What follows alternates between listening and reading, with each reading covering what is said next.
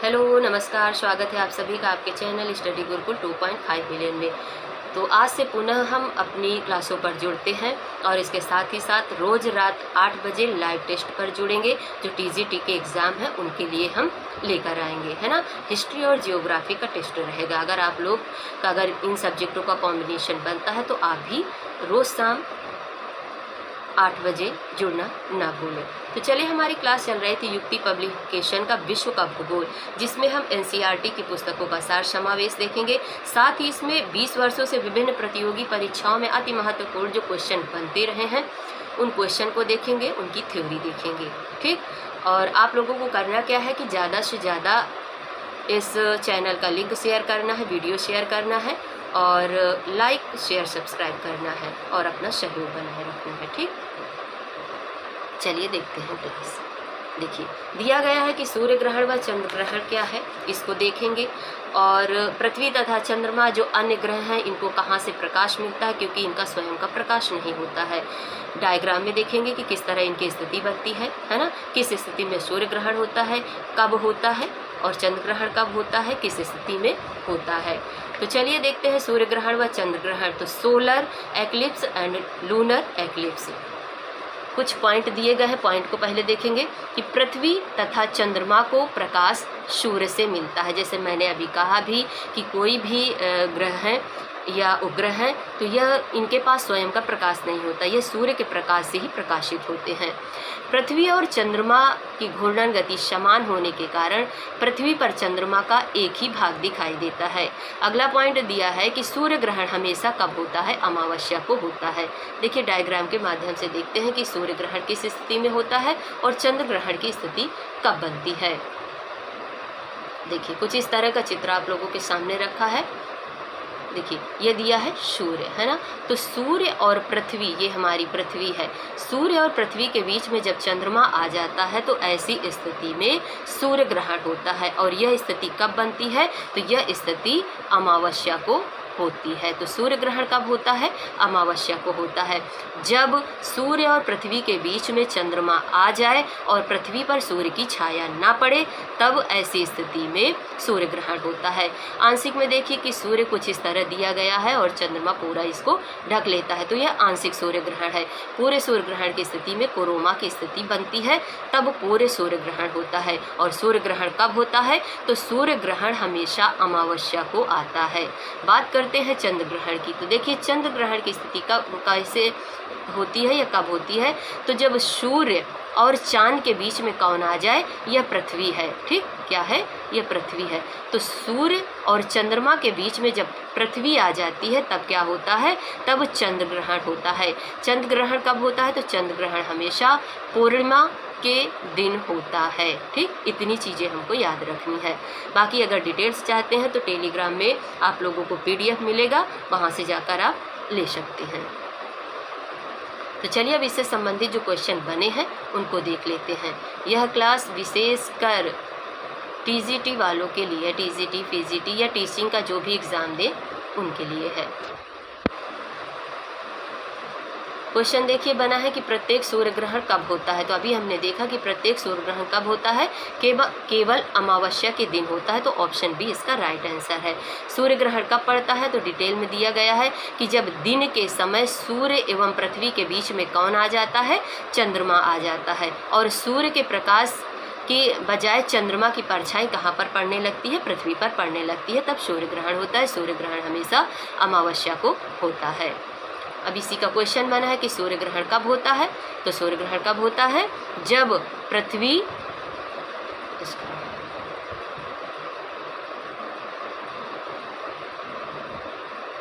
तो सूर्य ग्रहण कब होता है, चंद्रमा जब सूर्य व पृथ्वी के बीच में आ जाता है तब सूर्य ग्रहण होता है। सूर्य ग्रहण हमेशा अमावस्या को होता है, इतना याद रखना है। सूर्य ग्रहण होता है कब, वही चीज़ फिर से आ गया कि जब चंद्रमा पृथ्वी और सूर्य के बीच में आ जाता है तब सूर्य ग्रहण होता है। अब बात करते हैं चंद्र ग्रहण की। तो चंद्र ग्रहण कब होता है, जब पृथ्वी सूर्य और चंद्रमा के बीच में आ जाएगी तब क्या होता है, चंद्र ग्रहण होता है। तो सूर्य की रोशनी चंद्रमा तक नहीं पहुंच पाती और पृथ्वी की छाया के कारण उस पर क्या होता है, उस पर अंधेरा छा जाता है। इस स्थिति को चंद्र ग्रहण कहते हैं। और चंद्र ग्रहण हमेशा कब होता है, पूर्णमासी को या पूर्णिमा को होता है। नेक्स्ट पॉइंट दिया है कि 21वीं सदी का सबसे लंबा सूर्य ग्रहण कब पड़ा था। 21वीं सदी का सबसे लंबा सूर्य ग्रहण कब पड़ा था, तो सही जवाब होगा 22 जुलाई 2009 को पड़ा था। अच्छा, सूर्य ग्रहण के समय बड़ी मात्रा में किस प्रकार की किरणें उत्सर्जित होती हैं जब सूर्य ग्रहण पड़ता है, तो पराबैंगनी अल्ट्रावायलेट किरणें उत्सर्जित होती हैं। चलिए आगे बढ़ते हैं। ये अभी हमने देख लिया है ना। अब बात करते हैं अक्षांश, देशांतर, अंतर्राष्ट्रीय तिथि रेखा व समय, है ना। देखिए, अक्षांश लैटिट्यूड किसे कहते हैं, लॉन्गिट्यूड किसे कहते हैं, इंटरनेशनल डेटलाइन क्या है अर्थात अंतर्राष्ट्रीय तिथि रेखा, एंड टाइम दिया है। तो अक्षांश किसे कहते हैं पहले इसको देखेंगे, है ना। अक्षांश किसे कहा जाता है, लैटिट्यूड किसे कहा जाता है। तो देखिए, एक इस तरह करके हमारी मान लीजिए ये पृथ्वी है ना, या ग्लोब मान लीजिए, क्योंकि ये जितनी भी रेखाएं होती हैं वो सब काल्पनिक रेखाएं होती हैं, है ना। इस तरह का ग्लोब होगा, उसमें कुछ इस तरह की रेखाएं होंगी, अर्थात यह एक काल्पनिक रेखा होती है जो किसी भी स्थान, देश के उत्तरी एवं दक्षिणी बिंदु का निर्धारण करती है। जैसे यहाँ पर दिया गया है कि भूपृष्ठ पर भूमध्य रेखा के उत्तर व दक्षिण में एक याम्योत्तर पर किसी भी बिंदु की पृथ्वी के केंद्र से मापी गई कोणीय दूरी क्या कहलाती है, अक्षांश कहलाती है। इंग्लिश में इसे लैटिट्यूड बोलते हैं, अर्थात लेटी हुई रेखा भी हम इसे कह सकते हैं, ट्रिक की तरह, है ना। तो यह क्या कहलाती हैं, अक्षांश रेखाएं कहलाती हैं। अब देखिए, ये जो रेखा है इसे विषुवत रेखा या 0 डिग्री अक्षांश रेखा या इसे भूमध्य रेखा या इसे इक्वेटर रेखा के नाम से भी जाना जाता है। ये जो बीच में पड़ी है ना, इसके ऊपर 90 रेखाएं होंगी, है ना। ये बराबर ग्लोब को या पृथ्वी को, ये काल्पनिक रेखाएं होती हैं, बराबर भागों में बांटने वाली रेखा को क्या कहते हैं, विषुवत रेखा कहते हैं या भूमध्य रेखा कहा जाता है, या 0 डिग्री अक्षांश रेखा भी इसे कहते हैं। इसके ऊपर चलेंगे तो 90 हो जाएंगी, इसके नीचे आएंगे तो 90 रेखाएं होंगी, है ना। तो इस तरह ये क्वेश्चन इनसे बनता है कि पृथ्वी पर कुल अक्षांशों की रेखा कितनी होगी।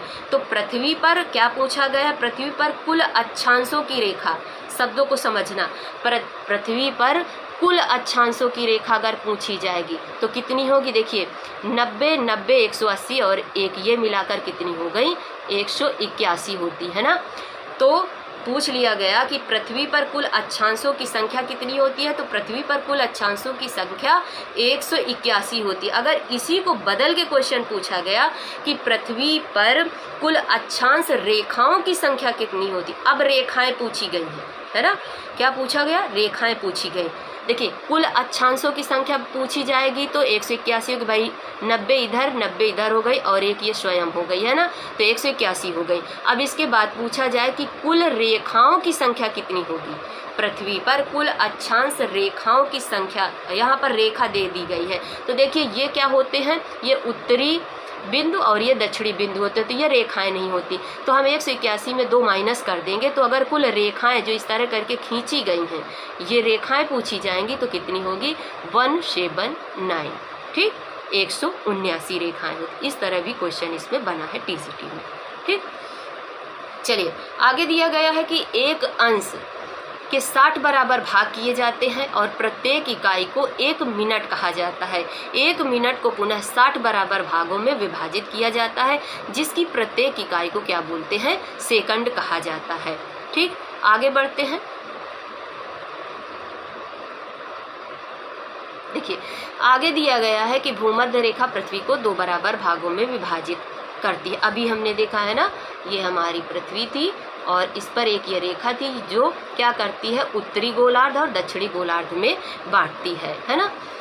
आगे दिया गया है कि सबसे बड़ी अक्षांश रेखा किसे कहते हैं, तो इसे ही सबसे बड़ी अक्षांश रेखा कहा जाता है, क्योंकि इसके ऊपर बढ़ेंगे तो रेखाएं छोटी होती चली जाती है ना। तो सबसे बड़ी कौन सी रेखा कहलाएगी, अक्षांश रेखा, भूमध्य रेखा, जिसे 0 डिग्री अक्षांश भी कहते हैं, जिसे इक्वेटर भी कहा जाता है, जिसे भूमध्य रेखा भी कहा जाता है, ठीक। आगे दिया है कि प्रत्येक 1 डिग्री की अक्षांशीय दूरी लगभग कितनी होती है। तो मतलब जैसे ये रेखा और इसके बीच की ये पूछ लिया जाए तो ये कितनी होती है, तो 111.11 किलोमीटर होती है। 111.11 किलोमीटर होती है। अब बात करते हैं उत्तरी गोलार्ध में 23.5 डिग्री उत्तर कौन सी रेखा कहलाती है। कर्क रेखा कहलाती है। देखिए अब ये हमारा ग्लोब है ना, ये देखिए ये बड़ा सा बना है, ये विषुवत रेखा हो गई। इसके ऊपर जाएंगे तो ये 23.5 डिग्री उत्तरी गोलार्ध में है ना, नॉर्थ में। उत्तरी गोलार्ध में 23.5 डिग्री रेखा, तो इसे हम कहेंगे कर्क रेखा बोला जाता है। ट्रॉपिक ऑफ कैंसर बोलते हैं ना। 23.5 डिग्री उत्तरी गोलार्ध में इसे कर्क रेखा बोलेंगे। और इसी के नीचे अगर आए दक्षिणी ध्रुव में, तो यहाँ पर 23.5 डिग्री मकर रेखा होती है, जिसे ट्रॉपिक ऑफ कैंसर कैप्रिकॉर्न के नाम से जाना जाता है। ठीक, तो ये हो गई कर्क रेखा उत्तरी गोलार्ध में 23.5 डिग्री।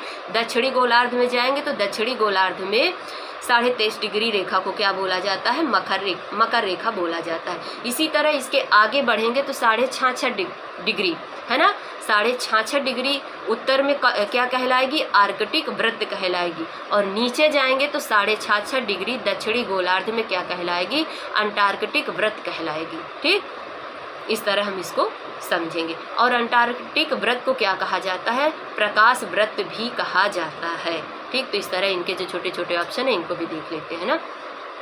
देखिए उत्तरी गोलार्ध में 23.5 डिग्री उत्तर कौन सी रेखा कहलाती है, कर्क रेखा कहलाती है।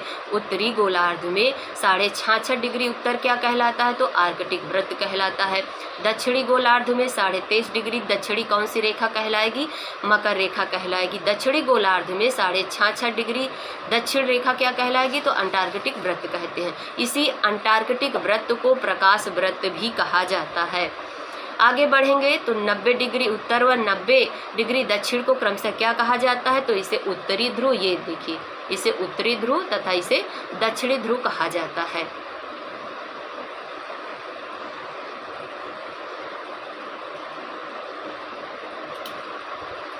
आगे दिया है कि 30 डिग्री उत्तरी अक्षांश से 35 डिग्री उत्तरी अक्षांश तथा 30 डिग्री दक्षिणी अक्षांश से 35 डिग्री दक्षिणी अक्षांश के मध्य स्थित पेटी को क्या कहा जाता है, तो उसे अश्व अक्षांश या हॉर्स लैटिट्यूड के नाम से जाना जाता है। 0 अंश अक्षांश तथा 0 अंश देशांतर अवस्थित होते हैं कहाँ पर, तो अभी हम बात करेंगे देशांतर रेखा की भी, है ना। तो अटलांटिक महासागर में। भूमध्य रेखा जिसे 0 डिग्री अक्षांश या प्रधान मध्याह्न रेखा 0 डिग्री देशांतर का मिलन कहाँ होता है, तो यह गिनी की खाड़ी में होता है। युक्ति का ज्ञान कहता है कि गिनी की खाड़ी अफ्रीका के पश्चिमी भाग पर अटलांटिक महासागर में अवस्थित है। अब बात करते हैं भूमध्य रेखा कहाँ से गुजरती है, तो अभी हमने देखा ही नहीं कहाँ से गुजरती है भूमध्य रेखा, किन किन देशों से होकर गुजरती है, तो इसको भी देख लेते हैं। भूमध्य रेखा कहाँ से होकर गुजरती है, इसे विषुवत रेखा भी कहते हैं। तो भूमध्य रेखा Gabon, Kenya, Zaire, Indonesia, Uganda, Colombia, Somalia, Congo, Brazil तथा इक्वेडोर से होकर गुजरती है। तो यहाँ पर देखिए क्या ऑप्शन दिया गया है, केन्या।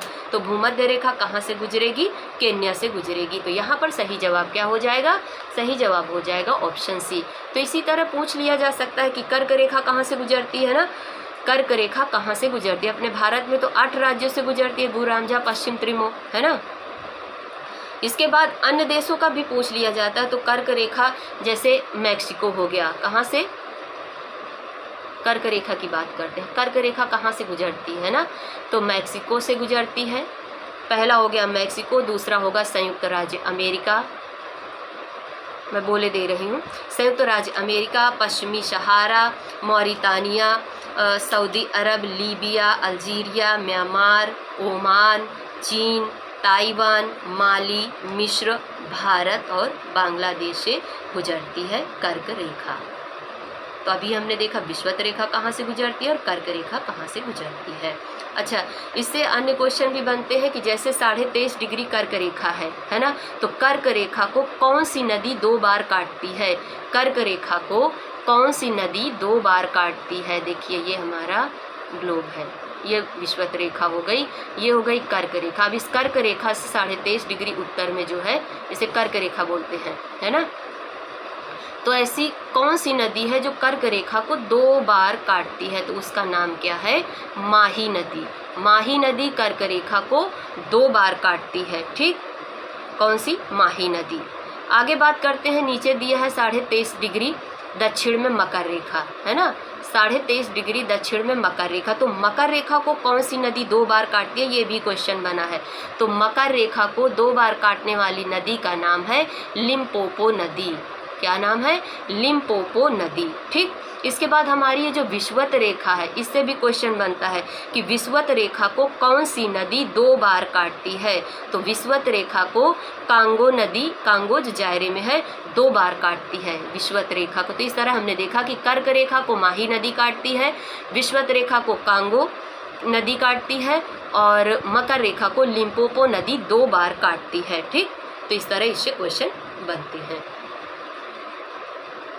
और हमने देखा था कि पृथ्वी पर कुल अक्षांशों की संख्या पूछी जाए कितनी है, तो एक तो ये हमारी अक्षांश रेखा हो गई, ऊपर 90 हो गए और नीचे 90 हो गए। टोटल कितनी हो गई? 181 अक्षांशों की संख्या है। अगर अक्षांश रेखाएं पूछ ली जाए, रेखाओं की संख्या कुल कितनी है, तो इसमें ये बिंदु हैं, है ना, उत्तरी पोल और दक्षिणी पोल, या उत्तरी ध्रुव या दक्षिणी ध्रुव, ये बिंदु हैं, ये रेखाएं नहीं हैं। तो इसमें हम 2 माइनस कर देंगे तो 179 बचेंगी, 179 होती हैं।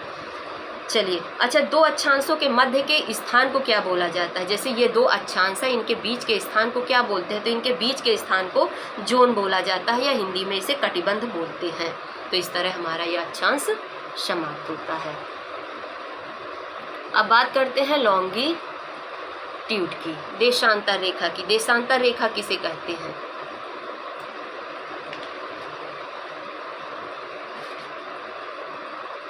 देखिए, ग्लोब में कुछ इस तरह की रेखाएं दी होंगी, है ना, ऐसे सीधी सीधी। तो ये कौन सी रेखाएं कहलाएंगी? इन्हें हम देशांतर रेखा कहते हैं। ठीक, अब देखिए देशांतर रेखा है क्या? तो किसी स्थान की कोणीय दूरी जो प्रधान याम्योत्तर के पूर्व या पश्चिम में होती हैं या कहलाती हैं, उन्हें हम देशांतर रेखा कहते हैं। ठीक, ये देख लीजिए, इन्हें क्या बोला जाता है? देशांतर रेखा कहा जाता है। प्रधान याम्योत्तर रेखा किसको माना गया है? तो 0 डिग्री देशांतर को प्रधान याम्योत्तर रेखा कहा जाता है। 0 डिग्री देशांतर रेखा कहाँ से होकर गुजरती है? आगे हम इसका डायग्राम भी देखेंगे, है ना। तो लंदन के ग्रीनविच से होकर गुजरती है। 0 डिग्री के दोनों ओर 180 अंश तक के देशांतर रेखाएं होती हैं, जिनकी कुल संख्या कितनी होती है? तो यहाँ पर कुल संख्या पूछा गया, इसको ध्यान रखना है। 0 डिग्री के दोनों ओर 180 डिग्री तक ये देशांतर रेखाएं होती हैं, जिनकी कुल संख्या कितनी होती है? 360 होती है। आगे दिया है कि सभी देशांतर रेखाएं पृथ्वी को 2 बराबर भागों में बांटती हैं, इसलिए इनको क्या कहा जाता है? इन्हें ग्रेट सर्कल के नाम से जानते हैं, या महान वृत्त के नाम से जाना जाता है। 1 डिग्री देशांतर की भूमध्य रेखा पर दूरी कितनी होती है? तो 111.32 किलोमीटर होती है, जबकि अक्षांश में हमने क्या देखा था? 111.11 किलोमीटर। और देशांतर के बीच कितनी दूरी होती है? तो 111.32 किलोमीटर होती है। जैसे जैसे हम भूमध्य रेखा से ध्रुवों की ओर बढ़ते जाते हैं, तो यह दूरी क्या होगी? कम होती जाती है।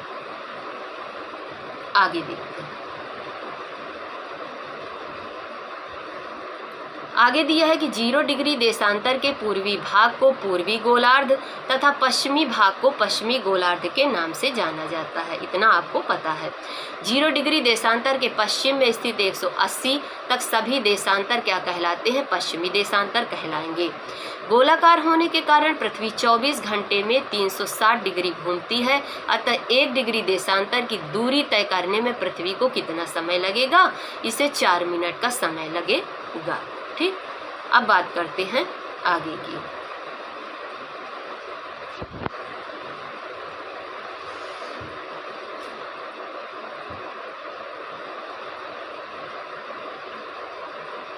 अब आगे दिया गया है अंतर्राष्ट्रीय तिथि रेखा, इंटरनेशनल डेट लाइन। क्या है अंतर्राष्ट्रीय तिथि रेखा, किसे कहा जाता है? तो पृथ्वी पर 180 अंश याम्योत्तर के लगभग 7 स्थल खंडों को छोड़ते हुए निर्धारित की गई काल्पनिक रेखा क्या कहलाती है? अंतर्राष्ट्रीय तिथि रेखा कहलाती है। चलो आगे है, अब इसी से संबंधित कुछ क्वेश्चन बने हैं, इनको देख लेते हैं। निम्नलिखित में से अंतर्राष्ट्रीय दिनांक रेखा कौन सी है? तो किसे कहा जाता है? 180 डिग्री देशांतर रेखा को अंतर्राष्ट्रीय तिथि रेखा या दिनांक रेखा कहते हैं। अंतर्राष्ट्रीय तिथि रेखा के पूर्व पश्चिम में 1 दिन का अंतर पाया जाता है, अतः इसे पार करते समय 1 दिन बढ़ाया या घटाया जाता है। पूर्व में रहेंगे तो बढ़ेगा, पश्चिम में रहेगा तो घटेगा, है ना। ये देखिए अक्षांश रेखाएं और देशांतर रेखाएं आप लोग देख सकते हैं, है ना। ये देखिए ये भूमध्य रेखा है जिसे 0 डिग्री अक्षांश रेखा, भूमध्य रेखा और इक्वेटर रेखा के नाम से भी जानते हैं। इसके बाद देखिए 90 तक यहाँ है और 90 तक ऊपर है। ये हो गया उत्तरी पोल, नॉर्थ पोल, और ये हो गया साउथ पोल, है ना। इसके बाद 10, 20, 30 इस तरह चलते तो ये 30 और 35 के बीच की रेखा क्या कहलाती है? हमने देखा था अश्वाक्षांश रेखा कहलाती है। भूमध्य रेखा को कौन सी नदी काटती है बताइए? अभी हमने बताया था कि भूमध्य रेखा को कौन सी नदी काटती है? तो कांगो या जायरे नदी से 2 बार काटती है। अगर झील पूछा जाए तो भूमध्य रेखा पर कौन सी झील पड़ती है? तो भूमध्य रेखा पर विक्टोरिया झील पड़ती है ना। इसके बाद हमने कर्क रेखा की बात की थी, 23.5 डिग्री, 20 के ऊपर बढ़ेंगे 21, 22, फिर 23.5 डिग्री कुछ इस जगह पड़ेगी, है ना। तो यहाँ पर कर्क रेखा को कौन सी नदी काटती है? तो माही नदी से 2 बार काटती है। और झील पूछी जाए तो कौन सी पड़ती है? मिस्र की नासिर झील कर्क रेखा पर ही पड़ती है। इसके बाद नीचे देखिए यहाँ पर 22, यहाँ पर 23.5 बीच में पड़ेगा, यहाँ पर मकर रेखा होती है। मकर रेखा को लिम्पोपो नदी 2 बार काटती है ना। ये सारी चीज़ें हमने अभी बात की हैं। तो देखिए 90, 90, 180 हो गया, और ये भूमध्य रेखा ये जो है बीच वाली एक ये हो गई। तो टोटल अक्षांश कितने होंगे? कुल अक्षांशों की संख्या पूछी जाए तो 181 हो जाती है। और अगर कुल अक्षांश रेखाएं पूछी जाए तो कितनी होगी? क्योंकि ये रेखाएं नहीं, ये केवल बिंदु है ना। ये केवल बिंदु है, तो इनको 2 को माइनस कर देंगे तो 179 हो जाएगा कुल रेखाएं अक्षांशों की। इस तरह इससे क्वेश्चन बनते हैं। और इन ये जो बीच में होता है 2 अक्षांशों के बीच को क्या बोलते हैं? जोन या कटिबंध बोला जाता है। इस तरह हम देखें अक्षांश, भूमध्य रेखा दक्षिणी ध्रुव, अक्षांश रेखाएं ये उत्तरी ध्रुव की। अब ये देशांतर रेखाएं कुछ इस तरह खड़ी बनी होती है। ये देखिए 0 डिग्री देशांतर रेखा है ना। 180 वाली कौन सी कहलाती है? तो इसे अंतर्राष्ट्रीय तिथि रेखा कहते हैं। 180 नीचे, 180 पश्चिम और पूर्व में। तो टोटल इनकी कितनी रेखाएं बताई गई? कितनी कुल देशांतर होती हैं? 360 होती है ना। और एक क्वेश्चन बना था टीजीटी में कि विषुवत रेखा पर 2 देशांतरों के मध्य की दूरी, तो अभी हमने देखा था 111.32 किलोमीटर होता है। ये क्वेश्चन बन चुका है टीजीटी में। एक क्वेश्चन बना था कि देशांतर ध्रुवों पर 2 देशांतरों के मध्य दूरी क्या होगी?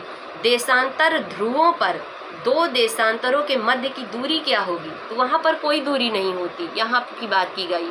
ये क्वेश्चन बना है टीजीटी में, ठीक। टीजीटी का ये क्वेश्चन पूछा गया, तो वहाँ पर कोई दूरी नहीं होती है, 0 किलोमीटर। इसका सही जवाब था 0 किलोमीटर सही माना गया था, ठीक। हाँ, एक क्वेश्चन बना था कि 2 देशांतरों व अक्षांशों के मध्य के भाग को क्या कहा जाता है? 2 देशांतर हो गए और 2, मान लीजिए ये देशांतर 2 हो गई और ये 2 अक्षांश हो गए। अब ये बीच के भाग को पूछा गया है कि 2 देशांतरों एवं अक्षांशों के मध्य के भाग को क्या कहा जाता है? तो इसे बोला जाता है ग्रिड बोला जाता है। ये क्वेश्चन बन चुका है 2 बार, है ना। इसे क्या बोला जाता है? 2 देशांतरों और 2 अक्षांशों के मध्य को क्या बोला जाता है? ग्रिड बोला जाता है। चलिए आगे बढ़ते हैं।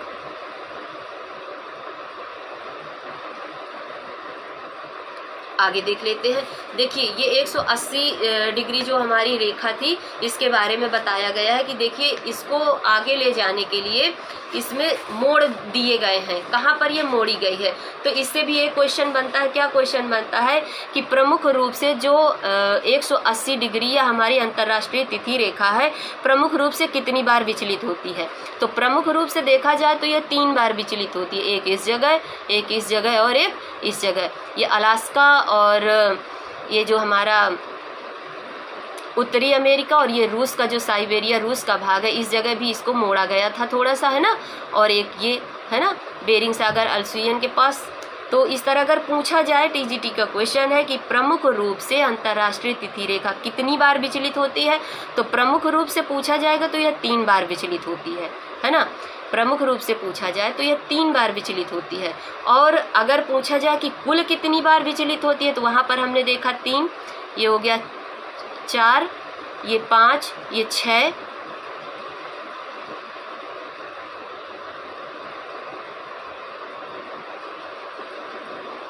ये 7, ये 8, है ना। तो टोटल अगर पूछा जाए,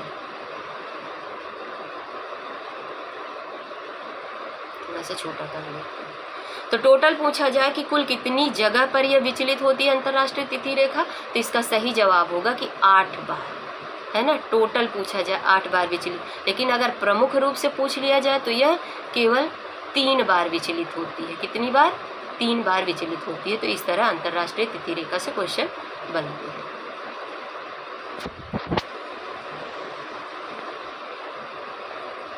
अब बात करते हैं पृथ्वी की उत्पत्ति से, है ना। किससे? पृथ्वी की उत्पत्ति। अगला चैप्टर हमारा आया है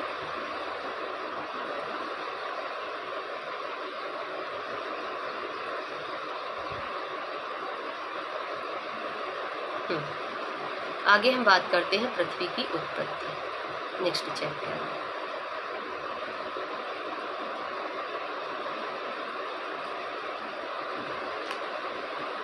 इसको हम लिख लेते हैं क्या? पृथ्वी की उत्पत्ति। अगला चैप्टर है पृथ्वी की उत्पत्ति किस तरह होती है, इसको देखेंगे।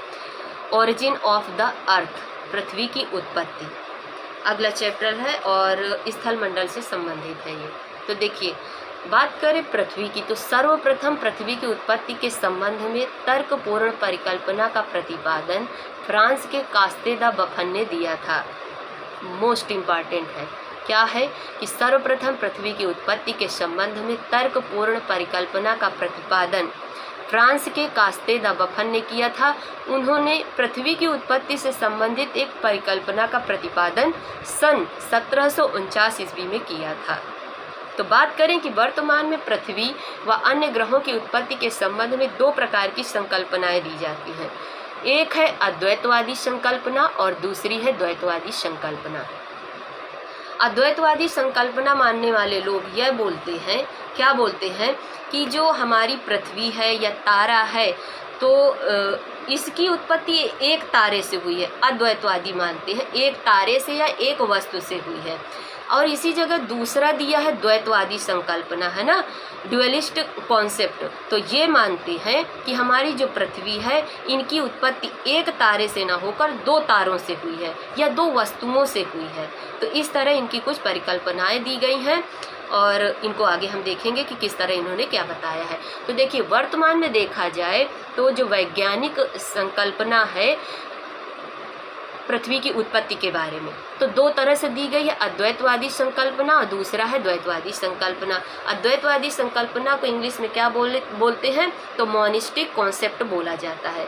मोनिस्टिक कॉन्सेप्ट, इसे पैतृकवादी संकल्पना के नाम से भी जाना जाता है ना, जिसे पेरेंटल हाइपोथेसिस कहा जाता है। ये नीचे दिया गया है ना कि अद्वैतवादी संकल्पना को मोनिस्टिक कॉन्सेप्ट या इसे पैतृकवादी संकल्पना के नाम से भी जाना जाता है, पेरेंटल हाइपोथेसिस भी कहा जाता है, जिसके अनुसार क्या कहा गया है कि पृथ्वी तथा अन्य ग्रहों की उत्पत्ति एक तारे से हुई है, अन्य तारों से नहीं हुई, केवल एक तारों से हुई है। यह कहना है अद्वैतवादियों का। अच्छा, इस संकल्पना के प्रतिपादकों में पहला नाम तो हमने कास्ते द बफन का देखा, दूसरा है इमैनुअल कांट का। इमैनुअल कांट ने ही क्या कहा था कि मुझे पदार्थ दो और मैं इससे पूरी दुनिया का निर्माण करूंगा। किसने कहा था? कांट का कथन था कि तुम मुझे पदार्थ दे दो और मैं इससे पूरी दुनिया का निर्माण करूंगा। इसी अद्वैतवादी संकल्पना में कहा गया था।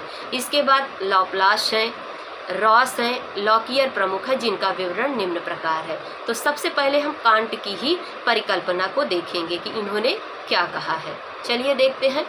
अच्छा, अद्वैतवादी संकल्पना में देखा जाए तो मुख्य 3 परिकल्पनाएं आपको मिलेंगी। सबसे पहली कांट की वायव्य राशि परिकल्पना है। क्या कहते हैं ये इस परिकल्पना में, इसको भी हम देखेंगे। इन्होंने कहा था अद्वैतवादी संकल्पना में ये कहा था कि इसमें ग्रहों या पृथ्वी की उत्पत्ति एक तारे से हुई है या एक वस्तु से हुई है। और इनका जो परिकल्पना है इसका नाम क्या है, कांट की वायव्य राशि परिकल्पना, या इसे गैसीय परिकल्पना के नाम से भी जाना जाता है। बात करते हैं कि पृथ्वी की उत्पत्ति के संबंध में जर्मन दार्शनिक इमैनुअल कांट ने 1755 ईस्वी में अपनी वायव्य राशि परिकल्पना का प्रतिपादन किया था। और इनकी जो यह परिकल्पना थी किस पर आधारित थी, तो न्यूटन के गुरुत्वाकर्षण के नियमों पर आधारित थी।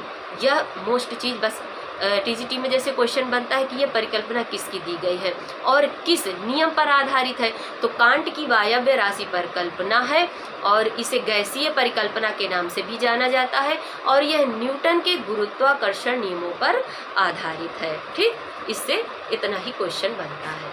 चलिए आगे बात करते हैं लाप्लास की निहारिका परिकल्पना, है ना, नेबुलर हाइपोथेसिस ऑफ लाप्लास। ठीक, तो इन्होंने इसी में कांट की वायव्य राशि परिकल्पना में आगे फिर थोड़ा सुधार किया। इन्होंने क्या बताया कि ये जो पृथ्वी है ना, या अन्य ग्रह हैं, इनकी उत्पत्ति के बारे में बताया। निहारिका किसे कहते हैं? सबसे पहले निहारिका शब्द संस्कृत के निहार शब्द से लिया गया, जिसका अर्थ होता है धुआं, कोहरा, कुहासा, है ना। तो निहारिका क्या है? हाइड्रोजन के एक बादल होते हैं ना, हाइड्रोजन से बने बादल होते हैं जो गुरुत्वाकर्षण के कारण इनसे आगे अन्य चीज़ें भी बनती हैं। इसको हम आगे देखेंगे। तो सबसे पहले लाप्लास की परिकल्पना का नाम क्या है? निहारिका परिकल्पना, नेबुलर हाइपोथेसिस ऑफ लाप्लास। फ्रांसीसी विद्वान लाप्लास ने अपना मत कब दिया था? तो 1796 ईस्वी में व्यक्त किया था, जिसका वर्णन उन्होंने अपनी पुस्तक, देखिए हिंदी में इस पुस्तक को बोला जाएगा विश्व व्यवस्था का प्रदर्शन, है ना, exposition of the world system. Exposition of the world system, कई बार यह पुस्तक लाप्लास की पूछी गई है। क्या है? Exposition of the world system, जिसे हिंदी में विश्व व्यवस्था का प्रदर्शन बोला जाता है। ठीक, तो लाप्लास, तो अद्वैतवाद में एक हमने देखा कांट की वायव्य राशि परिकल्पना या गैसीय परिकल्पना, दूसरी हो गई किसकी? लाप्लास की निहारिका परिकल्पना। और सबका यही मत है कि इनकी उत्पत्ति एक तारे से हुई है। आगे बढ़ते हैं।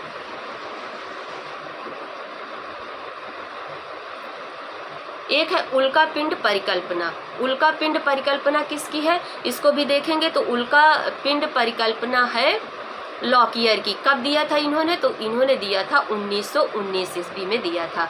तो देखिए अद्वैतवादियों से 3 पूछे जाएंगे। पहला था कांट का वायव्य या गैसीय परिकल्पना, दूसरी थी लाप्लास की निहारिका परिकल्पना और तीसरी हो गई उल्का पिंड परिकल्पना। ये सब अद्वैतवादी संकल्पना के अंतर्गत आएंगी। अद्वैतवादी की हमने कितनी देखी? 3 देखी। समर्थक कौन कौन थे? उनका नाम अभी हमने पढ़ा था। समर्थक थे, उनका नाम था Comte de Buffon, Immanuel Kant, Laplace, Lockyer, Ross. ठीक, ये हो गए अद्वैतवादी। अब हम बात करते हैं द्वैतवादी संकल्पना की, है ना, ड्यूलिस्टिक कॉन्सेप्ट की। तो इसे द्वैतवादी संकल्पना कहा जाता है ना। इसे द्विजनकीय संकल्पना के नाम से भी जानते हैं ना। बी पैरेंटल हाइपोथेसिस भी इसे कहा जा सकता है। द्वैतवादी संकल्पना, भाई उसे पैरेंटल बोलते हैं तो इसे बाई पैरेंटल हाइपोथेसिस भी कहा जाता है। यह संकल्पना जो है यह बताती है, क्या बताती है कि ग्रहों की उत्पत्ति 2 तारों या 2 वस्तुओं से हुई है। ठीक, अब इनके अंतर्गत कौन कौन से समर्थक है तो उनके नाम देख लेते हैं। जैसे इनके समर्थक में आ जाएंगे चैम्बरलिन मोल्टन अमेरिका के, जेम्स जीन्स एवं हेराल्ड जेफरीज रसेल। तो 5 उधर है, 5 इधर भी है। द्वैतवादी में भी 5 है। कौन? चैम्बरलिन मोल्टन अमेरिका के, जेम्स जीन्स एवं हेराल्ड जेफरीज तथा रसेल हैं। इनके द्वारा दी गई पहली परिकल्पना किसकी है? तो चैम्बरलिन की है।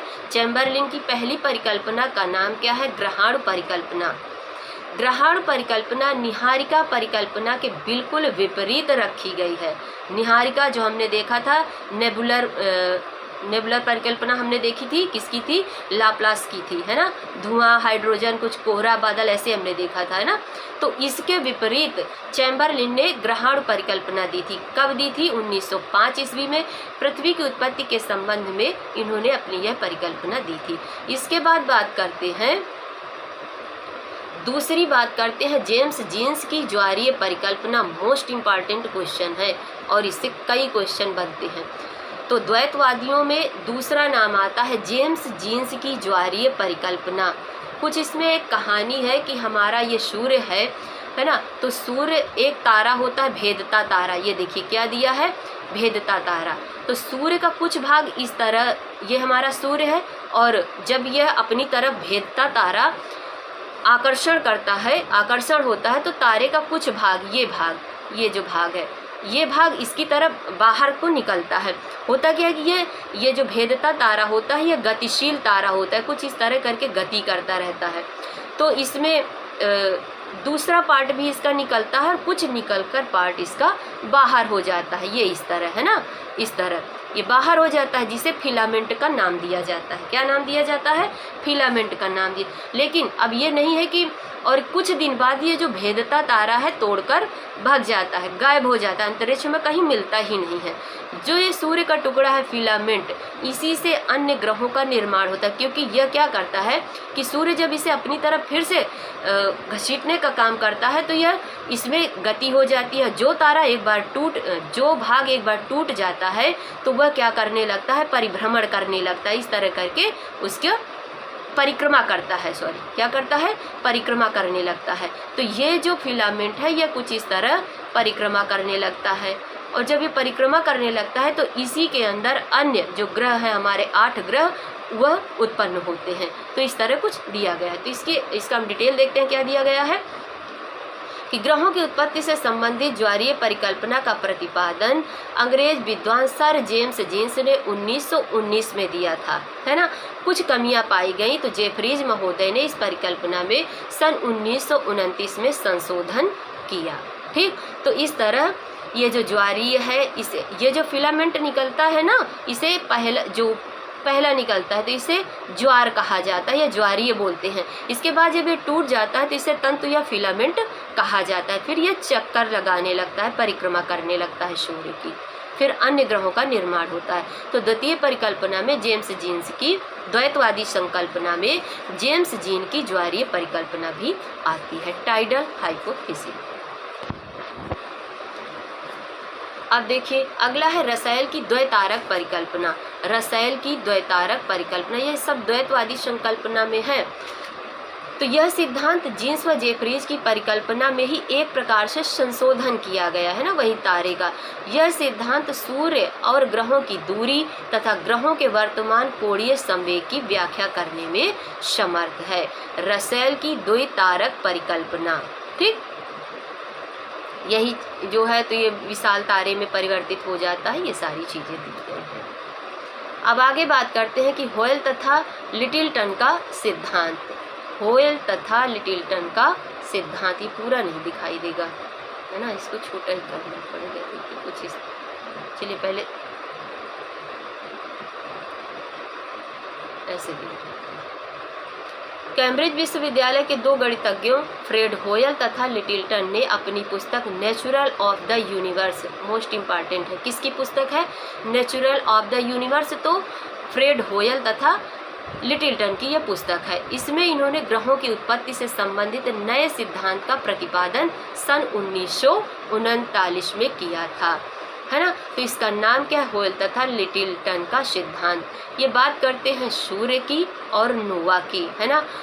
आपने देखा होगा सुपरनोवा, नोवा, है ना। तो इस तरह इन्होंने एक सूर्य की बात की है ना, जिसमें इन्होंने कंपेनियन स्टार नोवा की बात करते हैं। फिर इसमें विस्फोट होता है, विस्फोट होने से गैसीय मेघ बनते हैं। तो सूर्य इस तरह कई गैसीय मेघों से घिर जाता है। फिर इन्हीं गैसीय मेघों में क्या होता है? अन्य ग्रहों का निर्माण होता है। ठीक, देखिए फिर यही पहले 1 का हुआ, फिर 2 का हुआ, ये परिक्रमा लगातार करते जा रहे हैं। परिक्रमा करने से इन ग्रहों का निर्माण होता है। तो इस तरह करके धीरे धीरे 8 ग्रहों का निर्माण हो जाता है।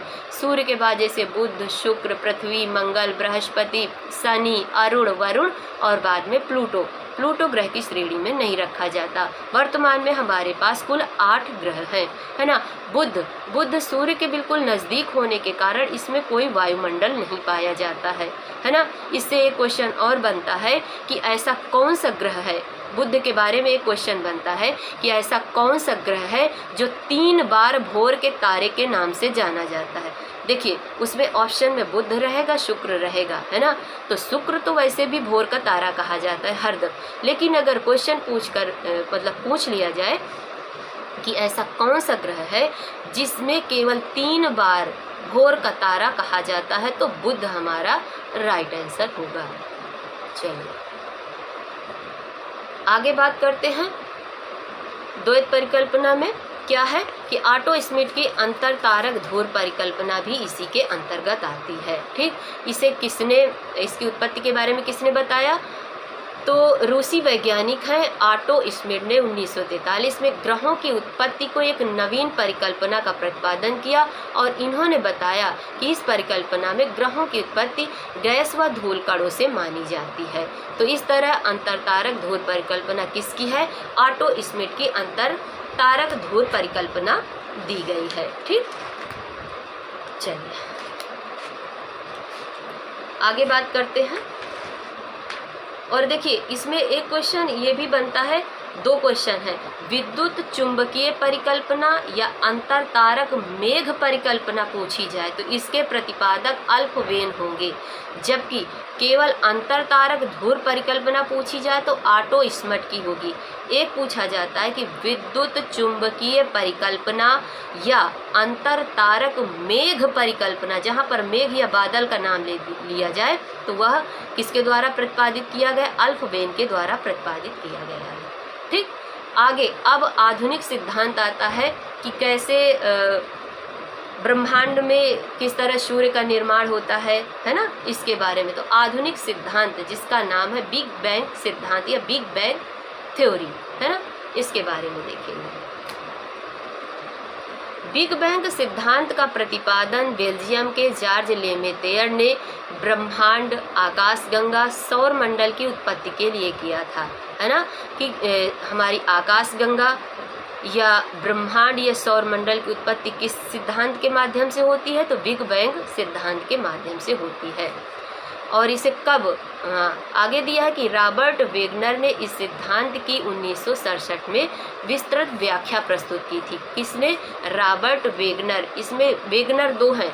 रॉबर्ट वेगनर ने इस सिद्धांत की विस्तृत व्याख्या की थी, इसको ध्यान में रखना है, रॉबर्ट वेगनर। इसे विस्तारित ब्रह्मांड परिकल्पना भी कहा जाता है। अब क्वेश्चन बनता है कि निम्न विद्वानों में से किसने सुझाव दिया कि पृथ्वी की उत्पत्ति गैसों और धूल कणों से हुई है?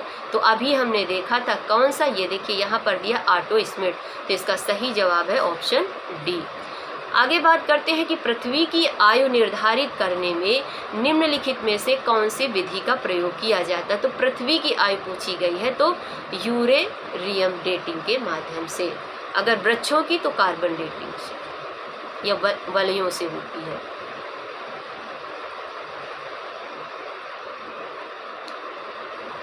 ये तो हमने देख लिया कि यदि पृथ्वी की विभिन्न परतों उनमें पाई जाने वाली चट्टानों, जीव विकास आदि का अध्ययन किया जाए तो यह निष्कर्ष निकलता है कि पृथ्वी की उत्पत्ति के बाद विशेष प्रकार के युग हुए, जिनमें विशेष प्रकार की शैलों का जमाव हुआ, जीवों का विकास हुआ। इस क्षेत्र में सर्वप्रथम प्रयास किसका है? फ्रांसीसी वैज्ञानिक कास्ते दा बफन को माना जाता है।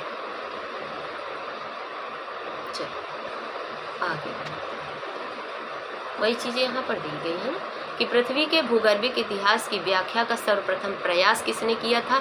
तो पृथ्वी की भूगर्भिक इतिहास की व्याख्या का सर्वप्रथम प्रयास किया गया था फ्रांसीसी वैज्ञानिक कास्ते दा बफन ने किया था। वर्तमान समय में पृथ्वी के इतिहास को किस रूप में व्यक्त किया जाता है? है ना, हमारी पृथ्वी किस युग की है, किस कल्प की है ना, कितने इसमें ईरा हैं, इपोच हैं, ये सारी चीज़ें हम देखेंगे। ठीक, तो देख लिया जाए इसमें क्या दिया है कि बड़े भागों को कल्पों में, कल्पों को युगों में और युगों को शकों में विभक्त किया गया है ना। तो पृथ्वी वर्तमान समय में पृथ्वी के इतिहास को किस रूप में व्यक्त किया गया है, महाकल्प, या इसे ईरा के नाम से भी जानते हैं। और ईरा को हम किस में बांट देंगे, ईरा को हम इपोच में बांट देंगे, युग में बांट देंगे, और युग को हम किस में बांट देंगे, युग को हम पीरियड में या शकों में या कल्प में बांट देंगे। ठीक, यह इसका मतलब है। वही चीज़ है, ये देखिए पृथ्वी को हम किस तरह बांटते हैं, ये देख पृथ्वी की उत्पत्ति किस तरह होती है, ये सारी चीज़ें इसमें दी गई हैं। चलिए आगे देखते हैं क्या है यह चीज़। डायग्राम आपको समझ में आएगा भी कि नहीं आएगा। पृथ्वी का भूगर्भिक इतिहास, geological history of the earth, क्या है इसको देखेंगे। देखिए अभी तक हमने देखा कि उल्कोपिंडों एवं चंद्रमा की चट्टानों के नमूनों या अध्ययन के आधार पर पृथ्वी की आयु लगभग कितनी निर्धारित की गई है। तो देखिए कुछ लोग इस पृथ्वी की जो भूगर्भिक आयु है उसे 4.6 अरब वर्ष पूर्व मानते हैं, कहीं पर कुछ डेटा मिलता है कि 4.8 अरब वर्ष माना जाता है, और अगर लगभग में देखा जाए तो हमारी पृथ्वी की आयु लगभग 5 अरब वर्ष मानी जाती है। तो इन तीनों में से कोई भी डेटा दे देगा, है ना। अगर लगभग में देखा जाए तो 5 अरब वर्ष पूर्व होगी, नहीं तो 4.6 या 4.8 के बीच में आपको दिया जाएगा। तो पृथ्वी को अधिकतर देखा जाए तो 3 भागों में हम बांटकर पढ़ते हैं। कैसे देख लेते हैं, देखिए कहाँ पर, यहाँ पर पहले पृथ्वी को हम 3 भागों में बांटकर पढ़ सकते हैं। देखिए एक भाग हो गया, ये दूसरा भाग हो गया, और ये तीसरा भाग हो गया, है ना। तो ये जो बड़े वाले भाग को क्या बोला जाता है, इसे हम बोलेंगे महाकल्प, या इसे हम ईरा बोलेंगे। ठीक, इसे क्या बोला जाएगा, ईरा या महाकल्प कहा जाता है। दूसरे भाग में हम जाते हैं, ये दूसरा भाग क्या कहलाएगा, इसे इपोच या युग कहा जाता है। तो पहला हो गया महाकल्प, दूसरा हो गया युग, और तीसरे पर हम चलेंगे तो तीसरे को क्या बोला जाता है, इसे ही हम बोलते हैं शक या पीरियड या कल्प बोलते हैं। तो पहली परत को पहले भाग को पृथ्वी के हम महाकल्प बोलेंगे, महाकल्प को हम युग में बदलेंगे, और युग को हम पीरियड या कल्प या शक में बदलेंगे। तो इस तरह हम 3 भागों में पृथ्वी को बांटकर पढ़ते हैं। अब बात करें महाकल्प कितने होते हैं या ईरा कितने होते हैं, तो देखिए यहाँ पर दिया गया है महाकल्प कितने होते हैं, 5 होते हैं। महाकल्प या ईरा कितने होते हैं, पहला वाला भाग 5 होते हैं। इसके बाद अगर पूछा जाए कि युग कितने होते हैं, तो युग देखिए हमने देखा प्राथमिक युग, द्वितीयक युग, तृतीयक युग, चतुर्थक युग। तो इपोच हमारे कितने होते हैं, इपोच हमारे होते हैं 4। युग कितने होते हैं, 4। महाकल्प कितने होते हैं, 5। अगर पीरियड पूछा जाए तो पीरियड टोटल होते हैं 18। शक या कल्प या पीरियड 18 होते हैं। इस तरह हमने देखा पृथ्वी को हम 3 भागों में बांटकर पढ़ेंगे। पहला भाग हमारा क्या कहलाएगा, ईरा या महाकल्प कहलाएगा। दूसरा भाग हमारा क्या, ईरा को तोड़ के पढ़ेंगे युग में, है ना। ईरा को हम युग में बदल सकते हैं, तो युग हमारा क्या कहलाएगा, युग को हम इंग्लिश में इपोच बोलते हैं। युग हमारे कितने हैं, 4 युग में। देखिए इसी तरह एक क्वेश्चन बनता है हिस्ट्री में या ज्योग्राफी में बनता है कि मानव की उत्पत्ति किस युग में और किस काल में हुई या किस शक में हुई। महाकल्प भी पूछ सकता है कि मानव की उत्पत्ति किस महाकल्प, किस युग या किस कल्प में या शक में हुई। तो मानव की उत्पत्ति हमारी होती है सेनोजोइक महाकल्प में, और युग देखा जाए तो तृतीय युग होगा।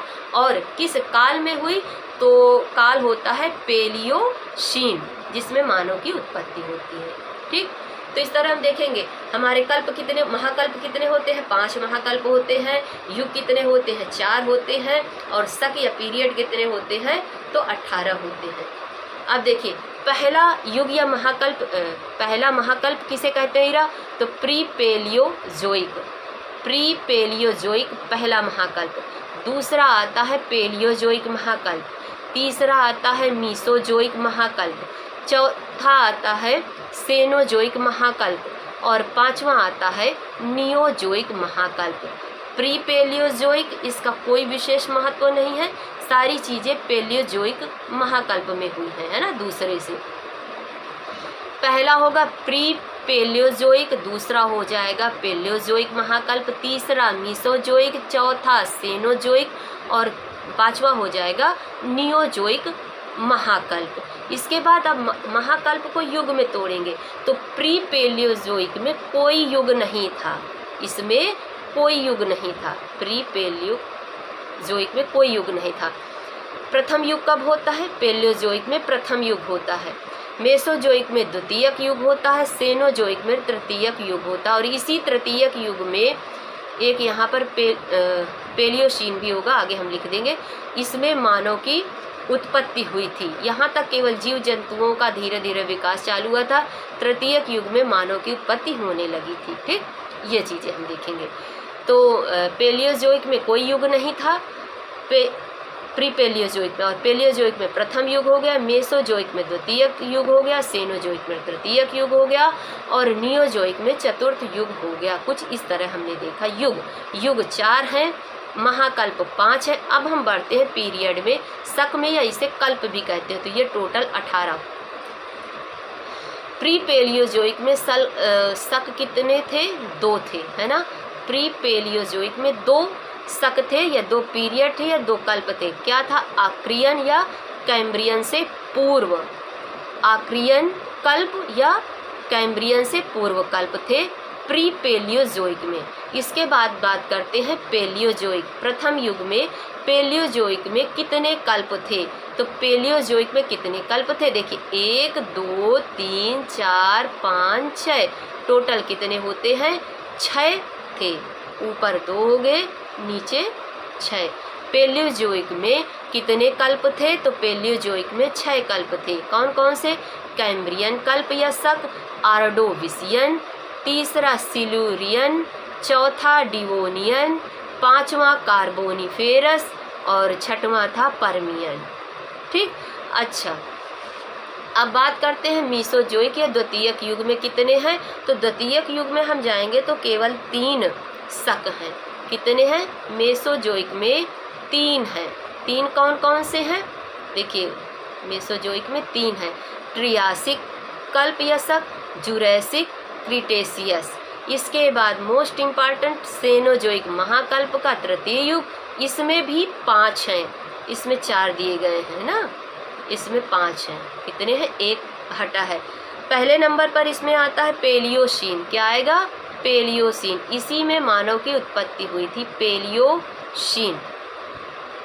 पेलियोशीन, इयोसीन, ओलिगोसीन, मायोसीन, प्लायोशीन तृतीयक युग में। तो यहाँ पर 5 हो जाएंगे। इसके बाद चतुर्थ युग या नियोजिक महाकल्प में चलेंगे तो यहाँ पर 2 हो जाएंगे। प्लीस्टोसीन और होलोसीन या आधुनिक युग यहाँ से प्रारंभ हो जाए। तो इस तरह हमने देखा कि पृथ्वी को हम 3 भागों में बांटकर पढ़ेंगे, महाकल्प, युग और शक में। महाकल्प कितने हैं? तो महाकल्प 5 हैं, pre Palaeozoic, Palaeozoic, Mesozoic, Cenozoic और नियोजोइक। युग कितने हैं? 4 युग। पेलियोजोइक का प्रथम युग, मेसोजोइक का द्वितीयक युग, सेनोजोइक का तृतीयक युग और नियोजोइक का चतुर्थ युग। तो युग कितने हैं? 4 हैं। शक कितने हैं? शक 18 हैं। तो प्री पेलियोजोइक में 2 हैं, आर्कियन और कैम्ब्रियन।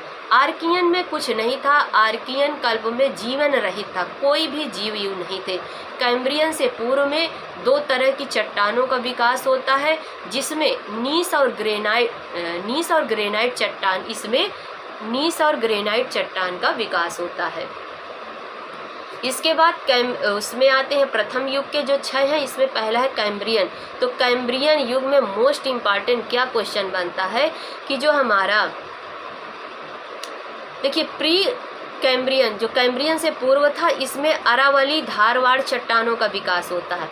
कैम्ब्रियन से पूर्व वाला भी इम्पॉर्टेंट है क्योंकि यहाँ पर अरावली पर्वत की चट्टानें और धारवाड़ की चट्टानें यहाँ पर विकास होता है। कैम्ब्रियन में बढ़ेंगे तो विंध्यन पर्वत तथा यहाँ पर कुछ घास तथा सुषुप्त जीवों का विकास चालू हो जाता है। देखिए कैम्ब्रियन से पूर्व का पूछा जाता है, किस शक में अरावली तथा धारवाड़ चट्टानों का विकास होता है, तो कैम्ब्रियन से पूर्व में। अगर पूछ लिया जाए कि विंध्यन पर्वत का विकास कहाँ होता है, तो प्रथम युग के कैम्ब्रियन शक में होता है। ठीक, और इसमें कुछ ज़्यादा इनको आगे हम डिटेल में देखेंगे। ठीक, चलिए आगे बढ़ते हैं।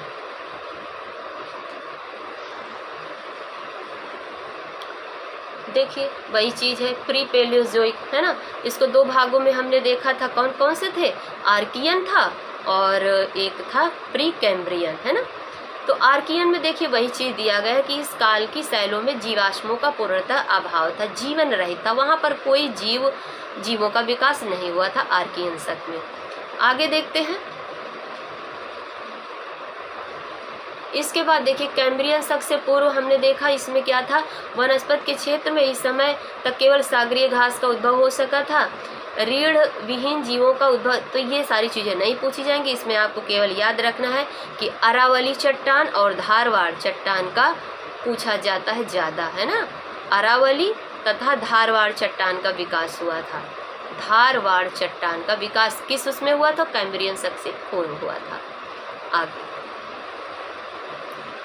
अब हम पहुंचते हैं पेलियोजोइक एरा, पुराजीवी महाकल्प में। इसमें हमने कितने शक देखे थे? 6 शक देखे थे। तो पहला शक कौन सा है? कैम्ब्रियन शक। देखिए अब इसमें थोड़ा सा इम्पॉर्टेंट है तो इसको देख लेते हैं। कैम्ब्रियन शक में वनस्पति एवं जीवों की उत्पत्ति किस शक में हुई, ये क्वेश्चन बनता है। वनस्पति एवं जीवों की उत्पत्ति धीरे धीरे चालू हो गई थी, या यहाँ पर सबसे ज़्यादा विंध्यन पर्वत का पूछा जाता है। आगे इसमें दिया है, ये देखिए मोस्ट इम्पॉर्टेंट है। वनस्पति एवं जीवों की उत्पत्ति किस शक में हुई? कैम्ब्रियन शक में हुई।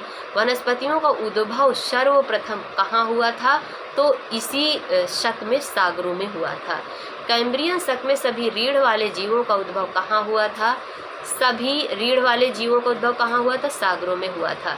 कैम्ब्रियन शक की चट्टानों में किसका जीवाश्म पाया गया है? मोस्ट इम्पॉर्टेंट है। तो पेरीपेट्स, एनेलिडा एवं आर्थ्रोपोडा संयोजक जंतु हैं, इनका जीवाश्म पाया गया था कैम्ब्रियन शक में।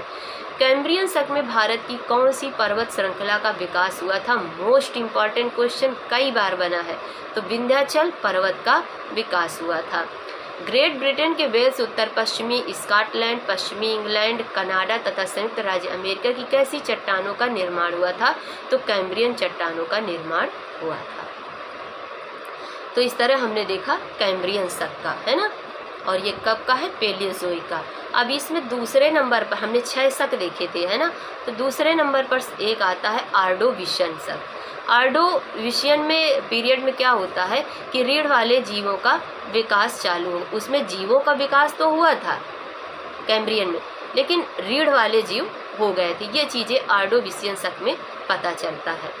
आर्डोविशियन शक की चट्टानों का जमाव कहाँ संपन्न हुआ था? तो उत्तरी पश्चिमी यूरोप और उत्तरी अमेरिका में हुआ था। अब तीसरा शक है पेलियोजोइक का, है ना। पेलियोजोइक महाकल्प का तीसरा शक, और ये प्रथम युग ही चल रहा है। ठीक, तो इसमें क्या होता है कि सिलूरियन शक में स्थल पर वनस्पतियों का जन्म हुआ, परंतु उसमें पत्तियां नहीं थी। इस प्रकार की वनस्पतियों के अवशेष कहाँ पाए गए? तो ऑस्ट्रेलिया में मिलते हैं। सिलूरियन शक में रीढ़ वाले जीवों की किस्मों का विस्तार तथा विकास कहाँ से होता है? सागरों में।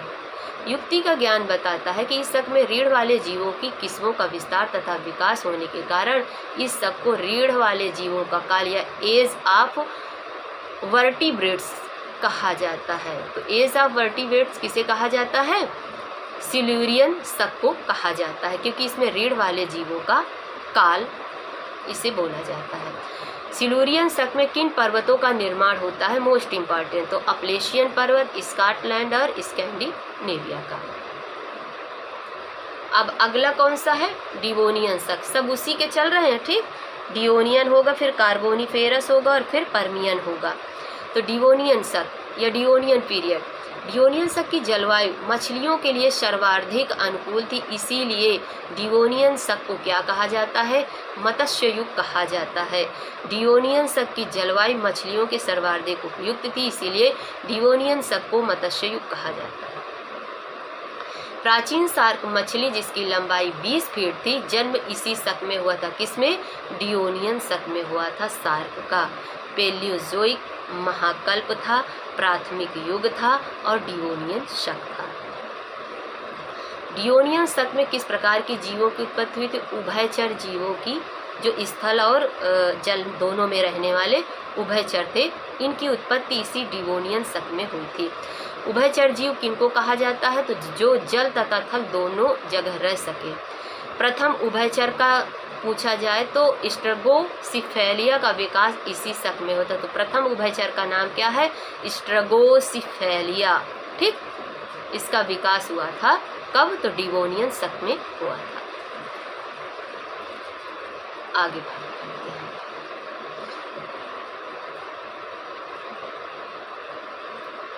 डिवोनियन शक में किस प्रकार की वनस्पतियों की उत्पत्ति हुई? तो फर्न वनस्पतियों की उत्पत्ति डिवोनियन शक में हुई थी। तो ये तो चौथा था। फर्न वनस्पतियां उनको कहते हैं जिनकी पत्तियां मुलायम होती हैं। इस शक में छोटी छोटी झाड़ियों को लेकर 40 फीट ऊंचे वृक्षों का भी आविर्भाव हो गया था, है ना। 40 फीट ऊंचे वृक्षों का आविर्भाव भी इसमें हो गया था। 4 हमने देखी, अब आ गया 5वां, कार्बोनीफेरस शक, है ना। तो इस शक में उभयचरों का काफी विस्तार हुआ, इसलिए कार्बोनीफेरस को उभयचरों का युग भी कहा जाता है। कार्बोनीफेरस शक में 100 फीट ऊंचे पेड़ उत्पन्न हुए, इसलिए इस शक को बड़े वृक्षों का काल भी कहा जाता है। आगे, इस समय बने भ्रंशों में वृक्षों के दब जाने के कारण गोंडवाना क्रम की चट्टानों का निर्माण होता है। तो मोस्ट इम्पॉर्टेंट है, कार्बोनीफेरस जो शक है इसमें गोंडवाना क्रम की चट्टानों का विकास होता है। इन चट्टानों में किस खनिज के व्यापक निक्षेप मिलते हैं? तो कार्बोनीफेरस, तो कोयले का, है ना।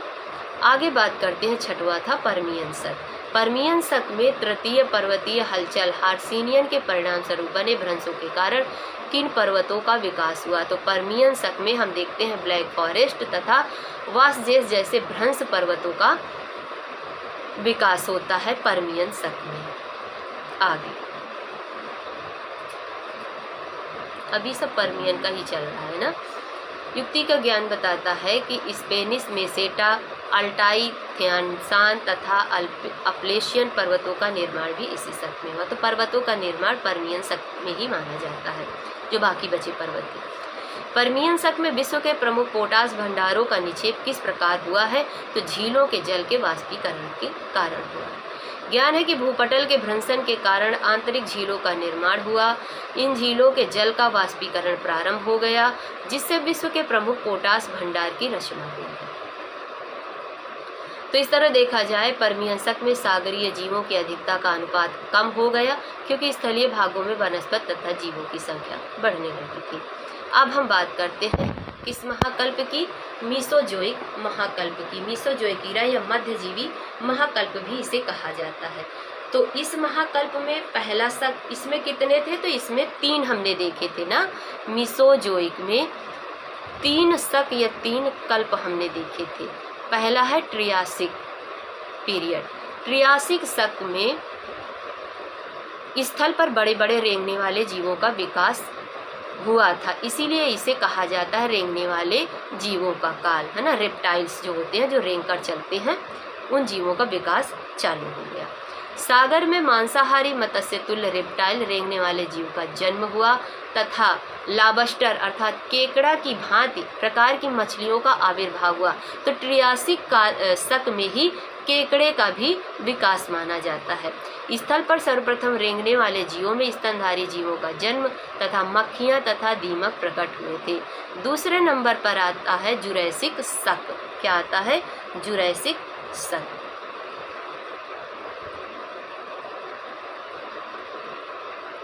जुरैसिक शक में हमको बस मेन 3 चीज़ें, डायनासोर का युग, कंगारू तथा आर्कियोटेरिक्स बात करेंगे। देखिए, जुरैसिक पीरियड में, जुरैसिक शक में किस प्रकार की वनस्पति का प्रादुर्भाव हुआ है? तो पुष्प वाली वनस्पतियां जुरैसिक शक की हैं या पीरियड की। इस शक में स्थल पर किसका प्रभुत्व हुआ? तो डायनासोर जैसे सरीसृपों का विकास हुआ। तो डायनासोर का विकास कब होता है? तो जुरैसिक शक में होता है, मीसोजोइक महाकल्प में होता है। देखिए, इसी काल में उड़ने वाले सरीसृप से किस प्रथम पक्षी की उत्पत्ति हुई थी? तो आर्कियोप्टेरिक्स की उत्पत्ति हुई थी। स्तनधारी जीव अब वर्तमान चूहों के बराबर ही थे और वे मुख्य रूप से कहाँ रहते थे? जंगलों में रहते थे। तीसरे की बात करते हैं क्रीटेशियस शक की या पीरियड की। तो क्रीटेशियस शक की सबसे प्रमुख विशेषता थी कि खरिया मिट्टी का जमाव होता है और इसमें हाँ मेन चीज़ हमें याद करना है, इम्पॉर्टेंट है क्या? इम्पॉर्टेंट है कि क्रीटेशियस युग में पर्वत निर्माण प्रक्रिया अत्यधिक सक्रिय रही, जिसमें राकीज पर्वत, एंडीज पर्वत, यूरोप महाद्वीप की कई पर्वत श्रेणियाँ इसमें उत्पन्न हुई थी। उत्तर अमेरिका की चाहे हो या दक्षिण अमेरिका की, चाहे राकी पर्वत हो या एंडीज पर्वत हो, यूरोप महाद्वीप की कई पर्वत श्रेणियाँ तथा पनामा कटक की उत्पत्ति भी क्रीटेशियस शक में या पीरियड में हुई थी। अब बात करते हैं नवजीवी, है ना, सीनोजोइक महाकल्प की। इसमें हमने कितने देखे थे सीनोजोइक में? इसमें हमने देखे थे 5, है ना, और यही काल था जिसमें मानव की उत्पत्ति हुई थी और यह तृतीयक युग के अंतर्गत आया। तो तृतीयक युग को हमने 5 शक में बांट दिया है: Palaeocene, Eocene, Oligocene, Miocene, Pliocene. ठीक, इसमें इयोसीन का दिया, पेलियोसीन का नहीं दिया। तो पहला देखा जाए इसमें तो पेलियोसीन है। कितने हैं टोटल? 5 हैं इसमें शक। ठीक है, 5 हैं सीनोजोइक एरा में और इसमें पहला है पेलियोजोइक जिसमें मानव की उत्पत्ति हुई थी। बहुत ज़्यादा पूछा जाता है। तो मानव की उत्पत्ति सेनियोजोइक महाकाल और तृतीयक युग तथा पेलियोसीन शक में मानव की उत्पत्ति हुई थी। ये मोस्ट इम्पॉर्टेंट है, इसको याद रखना है। इसके बाद आता है इयोसीन शक। इयोसीन शक की प्रमुख घटना थी कि इसमें बृहद हिमालय का निर्माण प्रारंभ हो गया था। हिमालय का जो निर्माण है जिसमें बृहद हिमालय, तो इसका निर्माण इयोसीन शक की प्रमुख घटना है। हाथी, घोड़ा, रेनोसेरस, सुअर तथा अन्य जानवरों के पूर्वजों का उद्भव भी इयोसीन शक में हुआ है। ये ज़्यादा नहीं पूछा जाए। इयोसीन शक में प्राचीन बंदर और गिब्बन का आविर्भाव कहाँ हुआ था? तो म्यांमार में हुआ था। ये पूछा जाता है। ठीक, आगे की बात करते हैं ओलिगोसीन शक की। तो 2 हो गए, ये हो गया हमारा तीसरा ओलिगोसीन शक में। ओलिगोसीन शक में किस पर्वत का निर्माण होता है? तो ओलिगोसीन शक में आल्पस पर्वत का निर्माण होता है। चलिए आगे बात करते हैं। चौथा बात करते हैं कि मायोसीन शक, है ना, मायोसीन पीरियड। इस मायोसीन में हिमालय की द्वितीय श्रेणी लेजर हिमालय का उत्थान होता है। तो ये जो हमारा तृतीयक युग था, तृतीयक युग में जो हमने 5 शक देखे थे, इनमें अधिकतर महाद्वीप और पर्वतों का ही निर्माण दिया गया है। उत्तरी अमेरिका के मैदान में प्रेरी घासों का आवरण हुआ था इसमें मायोसीन शक में। तथा मायोसीन शक में सर्वाधिक विकास किसका हुआ? शार्क मछली की, जबकि शार्क मछली का हमने ऊपर भी देखा है ना। प्रोकांसल का स्थानांतरण अफ्रीका से हुआ था एशिया तथा यूरोप महाद्वीप में। तो प्रोकांसल एक प्रकार का प्राचीन पुच्छहीन बंदर था।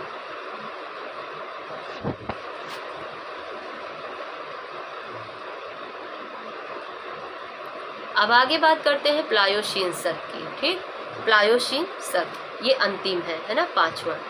प्लायोसीन शक में क्या होता है कि सबसे बड़ी विशेषता थी कि वर्तमान महासागरों और महाद्वीपों का रूप प्राप्त हुआ था प्लायोसीन शक में। आगे बात करते हैं कि प्लायोसीन शक स्थल भाग में खिसकने तथा उसमें जल के संग्रह के कारण किन सागरों का निर्माण हुआ था। तो इसमें जो है जल हमारा स्थल की तरफ बढ़ा था, है ना। तो उत्तरी सागर, काला सागर, अरब सागर, कैस्पियन सागर का निर्माण हुआ था। इस शक में हिमालय की जो तृतीय श्रेणी आती है शिवालिक श्रेणी का विकास हुआ था। तो अभी हमने ऊपर देखा था जिसमें बृहद हिमालय, है ना, और जो दूसरी श्रेणी थी और तीसरी शिवालिक श्रेणी प्लायोसीन शक में होती है। इस शक में किस जीव का विनाश हो गया था? तो विशाल आकार वाली शार्क मछली का इसमें विनाश हो गया था। आगे बात करते हैं नूतन कल्प या नियोजोइक एरा की, महाकल्प की, जिसमें हमने कितने देखे थे? इसमें हमने 2 देखे हैं शक, प्लीस्टोसीन और होलोसीन। इसमें कितने देखेंगे हम? 2 देखेंगे। पहला है प्लीस्टोसीन शक या पीरियड। प्लीस्टोसीन शक की सबसे बड़ी विशेषता थी कि भूपटल पर हिम चादर की उपस्थिति। युक्ति का ज्ञान बताता है कि इस शक में उत्तरी अमेरिका में हिम चादर का फैलाव 4 विभिन्न समयों में हुआ था। नेब्रास्कन, कंसास, इलिनोइन तथा आयोवा एवं विस्कॉन्सिन। प्रति 2 हिम युगों के बीच एक हिम रहित युग था जिसे अवांतर हिम युग कहा जाता है। तो अवांतर हिम युग किसे कहा जाता है? प्रति 2 हिम युगों के बीच एक हिम रहित युग था जिसे अवांतर हिम युग कहा गया। इस प्रकार नेब्रास्कन और कंसास के बीच अटोनियन अवांतर हिम युग था। अब देखिए, नेब्रास्कन और कंसास के बीच कौन सा हिमयुग था? तो अप्टोनियन अवांतर हिमयुग था। दूसरा दिया गया है कि कंसास और इलिनोइन के बीच कौन सा हिमयुग था? तो यारमाउथ युग था। इलोइन तथा विस्कॉन्सिन के बीच कौन सा युग था? तो संगमन का अवांतर हिमयुग था। तो इस प्रकार पिंक तथा ब्रूकनर ने यूरोप में गुंज, मिडेल, रिस तथा वुर्म 4 हिम युगों का निर्धारण किया गया। तो हम 4 युग कौन कौन से हैं? ब्रूकनर ने यूरोप में गुंज, मिंडेल, रिस तथा वुर्म कौन कौन से? ब्रूकनर के द्वारा यूरोप में 4 हिम युगों की बात की गई है। पहला हो गया गुंज युग, गुंज हिम युग। दूसरा हो गया मिंडेल हिम युग। तीसरा हो गया रिस हिम युग और चौथा हो गया वुर्म हिम युग। देखिए, पहले हम देखेंगे कि नेब्रास्कन और कंसास के बीच में कौन सा हिमयुग आता है? तो अटोनियन अवांतर हिमयुग आता है। कंसास तथा इलिनोइन के बीच यारमाउथ आता है ना। इलोइन तथा विस्कॉन्सिन के बीच संगमन का अवांतर हिमयुग आता है। तो इन सब को देखते हुए पिंक तथा ब्रूकनर ने यूरोप में 4 हिमयुगों में बांटा है। गुंज हिमयुग, मिंडेल हिमयुग, रिस हिमयुग और वुर्म हिम युग का निर्धारण किया। चलिए आगे बढ़ते हैं। तो ये बात है प्लीस्टोसीन शक की या पीरियड की। इस शक में उत्तरी अमेरिका में बृहद झीलों का आविर्भाव तथा नॉर्वे, स्वीडन, स्विट्जरलैंड तथा उत्तरी इटली की झीलों का विकास हुआ है। आगे है कि नॉर्वे के फियोर्ड तटों का निर्माण किस कारण से हुआ है? तो हिम चादर के उतार के कारण हुआ है। इस शक में बंदर सदृश मानव का विकास है ना, कपि का विकास हुआ था। मानव सदृश कपि का विकास हुआ था। ठीक, ये भी हम देख लेंगे। इसके बाद इस शक में वास्तविक वर्तमान हाथी, घोड़े तथा बैल का विकास हुआ। आगे बात आती है होलोसीन शक की। तो होलोसीन शक में सागरीय जीव वर्तमान अवस्था को प्राप्त हो गए थे। स्थल पर मनुष्य ने कृषि करना, पशुपालन करना प्रारंभ कर दिया था। तो कुछ इस तरह हमने पृथ्वी की उत्पत्ति तथा पृथ्वी का भूगर्भिक इतिहास देखा है ना, geological history of the earth. इसके बाद आगे के चैप्टर देखेंगे। क्लास अच्छी लगे तो लाइक करें, शेयर करें, सब्सक्राइब करें, अपना सहयोग बनाए रखें, है ना।